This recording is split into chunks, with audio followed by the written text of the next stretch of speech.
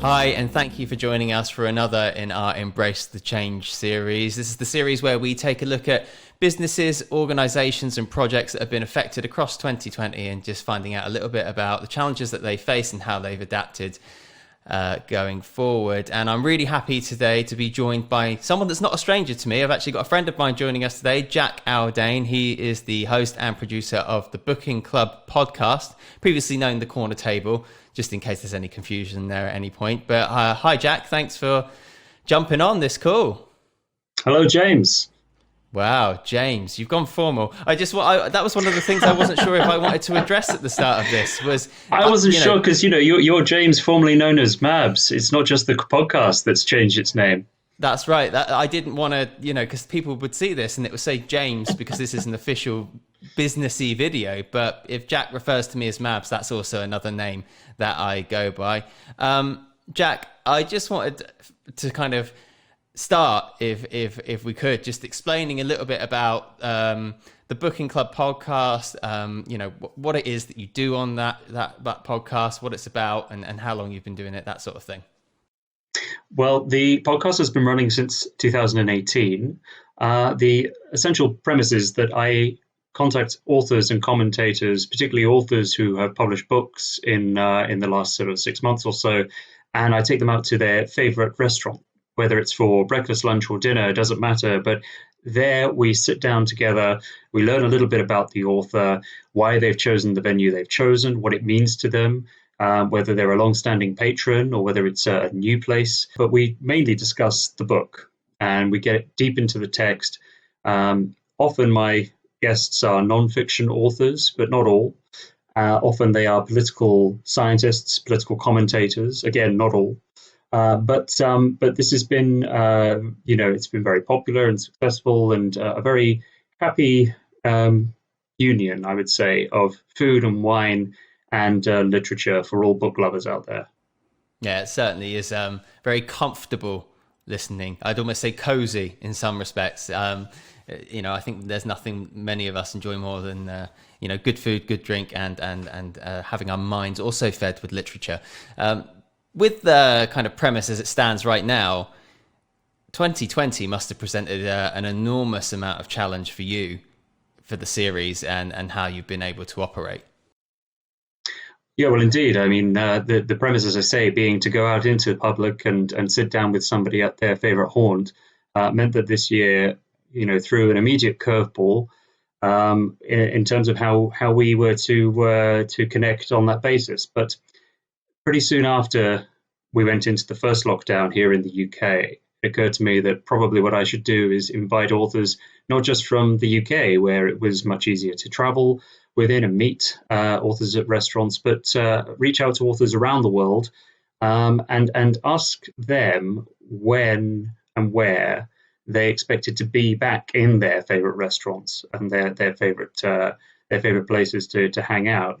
So that became kind of the way that I pivoted, to use industry speak, from doing a podcast that mainly, took place and was recorded out in the open with all the ambient noise of a restaurant you're used to hearing, to just speaking virtually, but kind of getting a sense that where this is temporary, where this won't last forever. And indeed, we've just left the second lockdown in the UK here.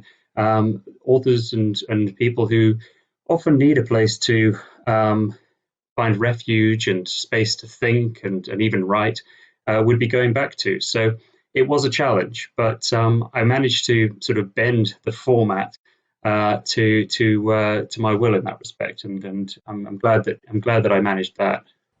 And what have been some of those challenges, Jack? Because presumably for some people there's been a lot of having to adapt to using technology that they wouldn't ordinarily have had to have done. Speaking in this way that we are now, even, just in front of a screen for large amounts of the day, all the time. Is it difficult to get that kind of same flow of natural conversation that you achieved on the Booking Club podcast, where you were just in that more sort of like intimate setting that had some personal connections? Well, just as you say, yeah, always in the way that the podcast was done before 2020, there was a sense of taking an author into a place that was both their natural habitat, a place that they felt very familiar, very much looked after, very much enthusiastic to revisit. Where they were also speaking to somebody myself who they'd never met before, so it was a combination of the familiar and unfamiliar. But within that conversation, you always found that you got a lot more out of them than they were necessarily giving in other interviews, particularly on a sort of an off-record basis. I have to say that, and this may disappoint some of the listeners, but much of the material that I personally have found sort of juiciest and kind of most intriguing has been had while we're deep into the eating part of the conversation. But that again is more sort of the gossip around the sort of the circle of littérateurs and journalists that probably they wouldn't want to have on record anyway. That said, you don't get that side of it when you're just speaking to somebody virtually. You're very much still talking about the book, which is of course the main thing, but you're talking about the book and the book alone, and there aren't any of the usual distractions, any of the usual rapport or banter with the waiting staff. You're not getting the usual looks from people across the room, stuff that makes recording the podcast a really dynamic and sort of a very live and exciting experience. So that's been a challenge in a way. It's not been the same as it normally is. It's not been nearly as kind of exciting and sort of filled with that sort of energy that I love recording in. But nonetheless, it has been a joy to speak to authors that I wouldn't normally get to meet, authors that have been based in South America, in China, in Greece, in the United States, all these places that I wouldn't normally get to visit. So would you say it's a fair comment that perhaps although it's allowed you to increase the reach and expand the portfolio of guests that you would have ordinarily on the show, perhaps it's just lost, due to the circumstances of this year, some of that perhaps organic conversation and feel that you'd ordinarily get? Yes, I think that in a way it's forced me to sort of stretch that ability to connect across the airwaves. Often, as you know, I'm recording these episodes over Zoom and Skype. You're often not even seeing the person on the other side. So, reading facial expressions, body language, all of this really counts towards, creating a great conversation. I'm a big believer that conversation is an art. Sometimes conversations don't need to be sort of artfully made, but a great conversation, as I think the podcast medium shows, is something that people really gravitate towards and find real sort of, sort of spiritual and intellectual nourishment, and also, consolation in a lot of the time. So it really matters that the conversations do retain an organic feel. And it's something that I'm sort of developing too as an interviewer. Yeah, I think one of the things that has been quite enlightening doing this series and Embrace the Change is hearing about the new skills and the techniques that people have had to take on to adapt to this year. Podcasting's exploded in popularity. I mean, it's been growing for years, but I think across 2020, it really, really has exploded. From your sort of series back catalogue on the Booking Club, perhaps prior to the pandemic, but I'd certainly be interested to hear your thoughts on during this year. What are some of your favourite episodes? Oh, that's a good question. Well, there have been a few from this year, despite all the challenges that we've talked about, that I would consider favourites. I've been a fan for a while of an author called Matthew Crawford, who's written books such as The Case for Working with Your Hands, or Shop Class's Soulcraft, as the American version is called. And I got to speak to him this year about his latest book, Why We Drive. He's a really cool dude, a sort of bona fide cool dude. He's a motorcycle mechanic and a philosopher, bringing together, kind of the best of the head and the hand in his work and his way of approaching problems in life. And I found him extraordinarily interesting and extraordinarily accessible. And I'm really glad I got to speak to him today. Again, one of those authors I wouldn't have necessarily have gotten to speak to normally. But in the back catalogue, Michael Rosen, the children's poet and author and storyteller who I grew up listening to as a kid, another major milestone in you know the list of authors that I managed to meet up with, and who spent 3 hours, you know, possibly more, just sitting there doing nothing with me. You know, after we'd had the interview, he was just happy to talk about anything, and he had nowhere to go in a hurry. That was a really, you know, surreal and brilliant experience to have, actually. Um, I got to interview quite early on in the series Will Self, who again I've been a fan of for a while, and who I wasn't sure how I was going to get on with, but he invited me over to his place. The only author who said, actually, rather than go out, let's you know, let's just have an evening at mine. And again, you know, not nearly as mercurial or as inaccessible, perhaps, as I'd been led to believe. He was a gent, and he was very very interesting and pleasant guy to talk to. Those three come to mind. Yeah. Yeah, I mean, that sounds like an incredibly intimate and personal kind of setting for an interview, you know, for a series. And it's interesting because I think some people have found this year the kind of going virtual has been a bit of a double-edged sword. In some ways, it's made people actually feel more human. You're seeing where they live and, you know, what their homes are like, and you're seeing them in a more I guess, kind of like natural way than you perhaps would do in the workplace. But I mean, you were already doing that and taking the podcast out to people. So I guess perhaps you had a little bit of prior experience in that way. Jack, I wanted to ask you, what do you think some of the positive takeaways have been this year for you, you know, in the series, and how do you see the show and what you're doing kind of going forward? You know, has there been anything that you've learnt that you think, actually, this is really the direction I want to take things? Well, you mentioned sort of taking the podcast out to people, and indeed, it has always been a public event in some sense. You know, taking the recording out into a public space where people can at least sort of, you know, get a sense of what's going on, even though it may not be clear to them, unless they are familiar with the podcast, and then, you know, listen to it afterwards. But really, in that same spirit, coming out of the pandemic, with the vaccine that's just started to be administered on the week that we're talking in the UK, I would like to branch out into events and turn the booking club into something that actually takes the podcast into the public, for the public, where people can gather in venues, pubs, restaurants, cafes, small theatres around London mainly, and sit and dine and enjoy what the venue has to offer from a catering and hospitality perspective, but at the same time enjoy what is essentially a book talk with the author.